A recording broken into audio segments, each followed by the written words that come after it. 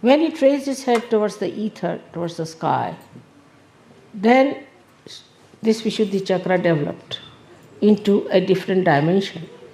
And people started developing the ego and superego. Superego was already developed, but ego developed in such a way that it started suppressing the superego.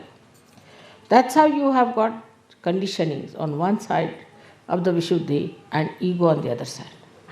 When I told you the other day that you give up your free will, in the sense that when you raised your head, you did it through your free will with your power of growing that you had as animals.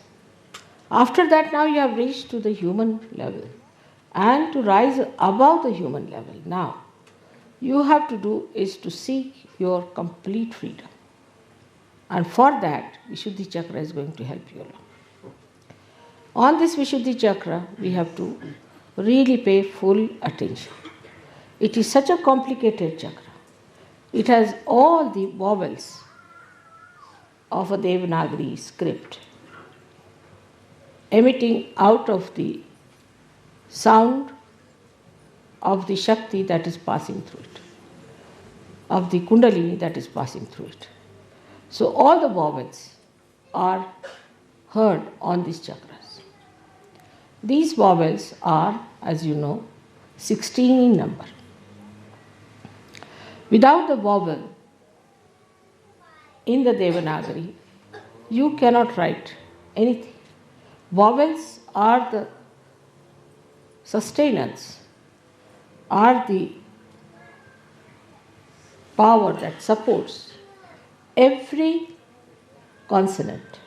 So it's very important that our vowels have to be fully nourished and respected.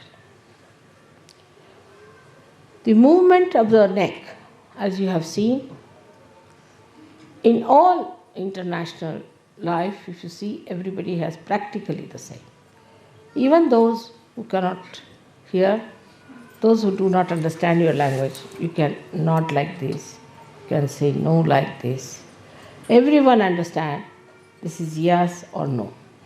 In some particular area, of course, they have little different type of nodding. But too much of nodding of head is not a very good sign. I have seen people in the West, if you tell them something to show that they have appreciated it, they'll go on for quite some time. That's not necessary. Just have to say, all right, or I've understood it. That's all. You have to use your voice instead of nodding like this all the time.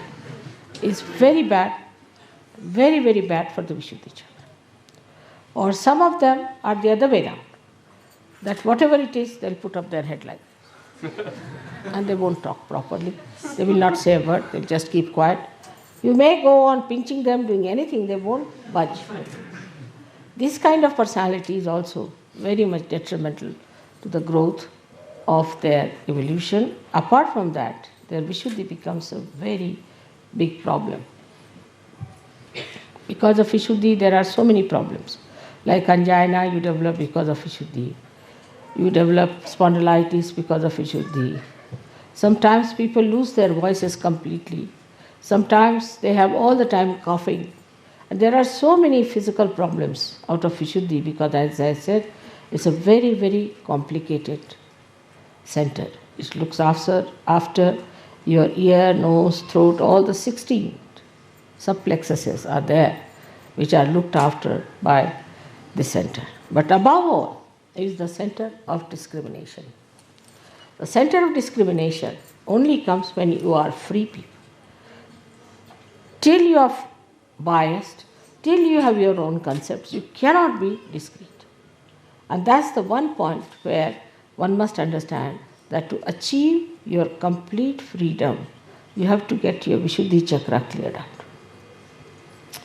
First and foremost thing is that we must speak in a sweet manner.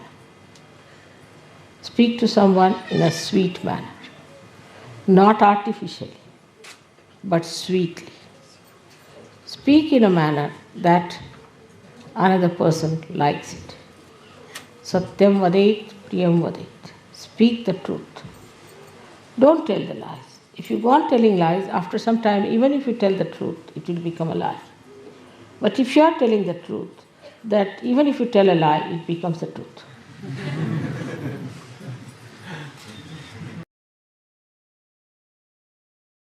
Nothing is definite about Vishuddhi.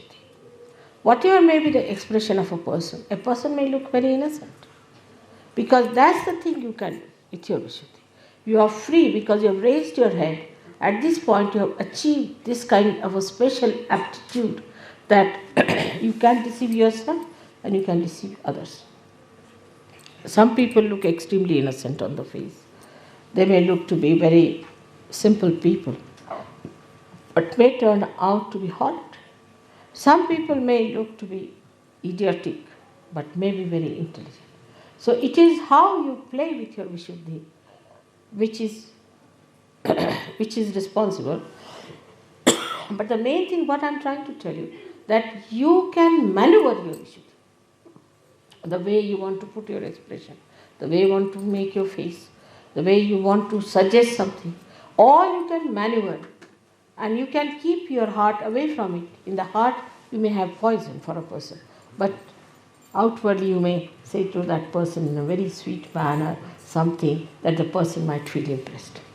But in this, all this behavior, pattern of behavior, you are deceiving yourself, not deceiving the another person, because your self is spirit, which knows you very well.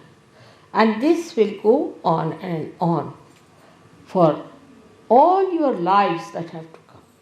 So there is no need in any way to be artificial in your expression. There is no need to hide anything in your expression. Of course, if you don't like someone, you need not just say, I don't like you. But in that case, you have to be not also so much appreciative of the person that he is deluded into your appreciation.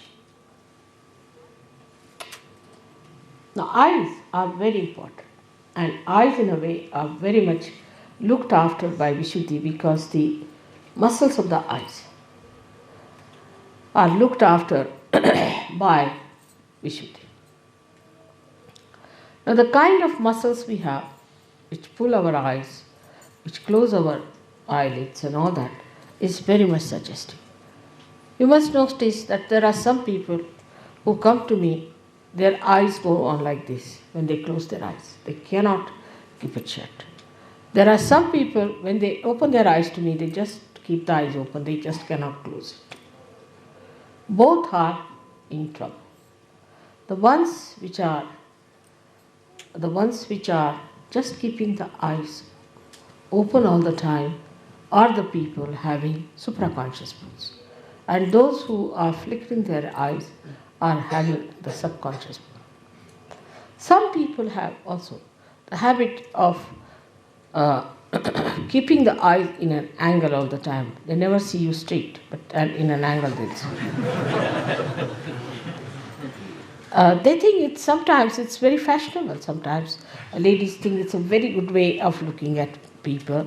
And some of them have such eyes that they'll go on, looking and pouring their greedy eyes onto others or their lusty eyes onto others. This is the worst thing you can do to your eyes, because such people are easily can become blind. Such people might have trouble of the eyes, especially reddening of the eyes can come to such people very much, very quickly. So one has to be careful to keep the eyes very pure, the eyes of an Yogeshwara.